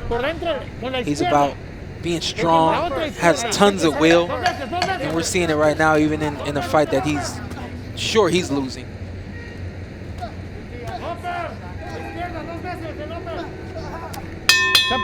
End of 8, scheduled for 10. Just right here for me. Come up a minute. I think if there was a round you could give Roman, it could be that one. You're doing good. Just keep it up. Good work, son. Deep breaths. Looking good. Sit back, take some deep breaths. Ain't none of that stuff landing. So, but look, the half uppercut. Now let's put the right hand on him because you're picking his head up. You picked his head up there. Drop the right hand next time. All right, you're catching him with it. We're both right. Take a deep breath. Come on, catch it one. You're in shape, baby. You're just getting started. Round 1, baby. Give him some speed and angles at the beginning. He's going to start trying real hard because you hit in the last couple rounds, okay? Take that shit away from him. I don't understand. Say again? Second job. I know, but Shaki doing work all night with that right hand. At the very end of the punch. And then right here, Roman showing his heart, showing his spirit, not willing to let up no matter what. He's getting caught clean and he's still standing right there wanting to fight. Round number 9 gets underway with Oshaki Foster and Miguel Roman. Steve Smoger gave the last round to Roman. He has it 78-73 in favor of Foster. Remember, Roman was down in round number 1. At this point, if Oshaki stays sharp, Roman's going to walk into everything that Oshaki Foster has. Every jab, every right hand. Oh, good left hand, and down goes Roman. He's out. He's out. 4, 5, 6, 7, 8. Camina allí, camina aquí. Come here, dame los guantes. ¿Quieres seguir? Dame los guantes. Pelea, necesito pelea. Jack Reese says you got to keep fighting after he cleaned the gloves. Big left hand by Oshaki Foster. Second time Roman has been down in the fight. Can Foster finish him here in round 9? And Jack Reese says that's it. That's it. A little bit early, a little premature, but hey, things are changing. We got to keep these fighters safe. Roman's reputation, though. Yeah. Could have kept him around. Not saying he would have survived another minute there. Yeah. But. A little bit of everything. Well, there wasn't a lot of protest from Roman either. Well, they knew that he wasn't going to win this fight. They want to finish the fight. We all want to finish on both feet. But tonight just was not that night for Roman. How sharp was Oshaki Foster tonight? You know what I really like was right there at the end, he's wanting to jump on Roman, and they're telling him, use your feints, use your feints. Feints will open up a guy for the punch that you really want to deliver. And so I like the chemistry in the corner. You know, Oshaki Foster started the round pumping out the jab, and then big right hand off the jab. Watch this left, boom. Wow. Right to the chin. But he started it all off with the jab. Wow. We all often say the jab blinds you, and then when you're fast like that and you come with a big hook, he never saw it coming. And right here, this is just the discretion of the ref. And like I said, I really appreciate what Jack Reese does as a referee. At the end of the day, we do have to keep these kids safe, young men safe. We all have families that we have to go home to. I get it. He has a reputation of being a warrior in the ring. He was throwing back. And he was throwing back. I'm not defending anything or anyone right here. I do agree with the decision, especially Jack knows that he hasn't won a round. Right, and he's in the ring and he's looking in his eyes, and Miguel Roman didn't dispute it. But an impressive performance from Oshaki Foster as he picks up career win number 18 and gets his 11th stoppage here in the debut of Ring City, USA on NBCSN.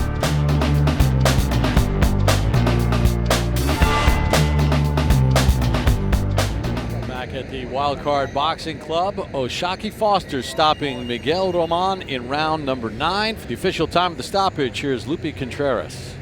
Ladies and gentlemen, here at the Wildcard Boxing Club, referee Jack Reese determines the red corner can no longer continue, obligating him to stop this contest with an official time of 58 seconds of the 9th and penultimate round, declaring the winner by way of knockout, still the WBC Silver Super Featherweight Champion, Shock Oshaki Foster.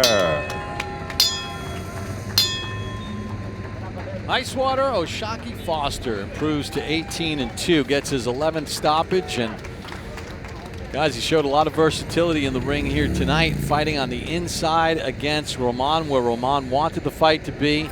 Really beating him on the inside for a lot of the course of the night, and when he took it to the outside and set things up with the jab, he was able to land a lot of his power shots as well. As we take a look at some of the highlights from tonight's action between Oshaki Foster and Miguel Roman. And guys, it started early in the fight with Oshaki Foster dropping Roman in round number 1. Big right hand right there, and the thing about Oshaki is he can fight from the outside as well as the inside. We see him up close right here, close quarters. He's still going to let his hands fly. There's great speed and great boxing, great body punching ability as well. So all around, great versatility from the WBC Silver Champion. Yeah, this was a complete performance. He was beating Roman to the punch, landing the harder punches, and then the one that really finished it was a punch you don't see coming. Yep, the big hook right there. And then right here is the discretion of Jack Reese. I love Jack Reese. I know you don't, Brian, but it's okay. Oh, how dare you. How dare you. Very good win for Oshaki Foster. 58 seconds of round number 9. Oshaki Foster, the winner. He's with Curran. I'm here with the winner, Oshaki Foster. Shock, your story has been well documented. We know 2017 in jail, watching Terrence Crawford unify, you said that should be me on a big stage. Well, you just won headlining Ring City USA on NBC Sports Network. How are you feeling right now? Man, unbelievable, just to be on this stage and showing my talents in front of the world, man, it's unbelievable, man. Your last fight against Mercado, you won almost every round on every scorecard, but you weren't happy. Tonight you got the knockout. How are you feeling about your performance? I feel great. I feel like I showed everybody I can box and I can be on the inside, mix it up. I got the all-around, arsenal. I know that you have been very vocal in terms of trying to get fighters to fight you. You are not afraid to call people out, so the floor is yours. Who do you want next? I would love to have the win out of Burchurch and Valdez. If not, any one of the guys, Jamel Herring, the win out of him in Frampton. Any one of the top guys, I'm ready to get in the ring with. In the past, when you won a big fight, you said the phone stopped ringing. Any fear that the phone is going to stop ringing again after what you just did to Roman? Maybe, but I know maybe NBC will bring me back. I showed the world that I'm talented, and that hopefully everybody will want to see me again. And just to close it out, like we said, your story well documented. We know you lost your mom at a young age. You said you feel her presence. You know she's proud of you. What do you think she'd be thinking tonight? Oh man, I know she jumping up there. I know she's screaming down. You know, I know she was looking over me, her and my grandma and everything. So, you know, I was taking all that in the ring with me. That's her favorite colors. You know, pink is her favorite color. So I wanted to bring that out for my first big stage. Oshaki Foster, congratulations. Hope to see you back in there soon. Thank you, man. Back to you guys.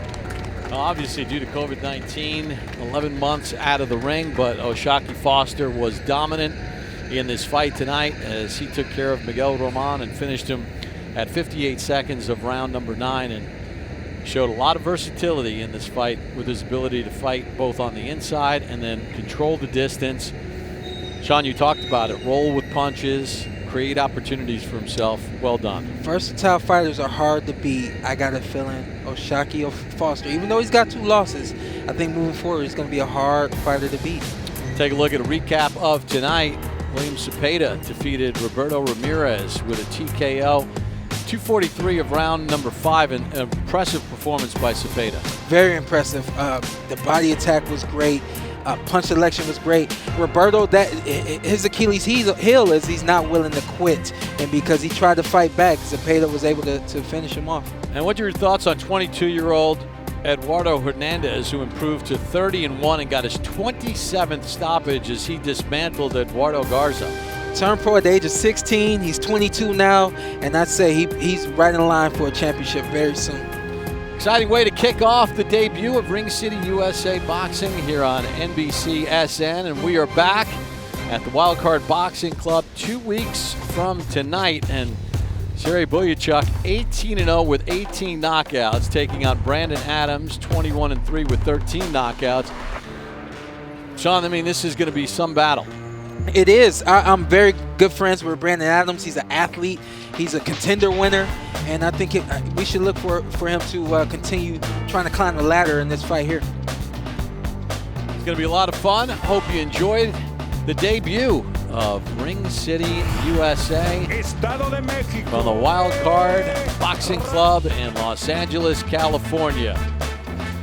We saw some big shots here tonight, and that's what we promise to bring you each and every week. Don't forget, December the 3rd, we are back at 9 p.m. Eastern for another edition of Ring City USA. So for Sean Porter, Brian Campbell, Kern Baccia, I'm Bob Papa saying good night from Los Angeles and Ring City USA on NBCSN.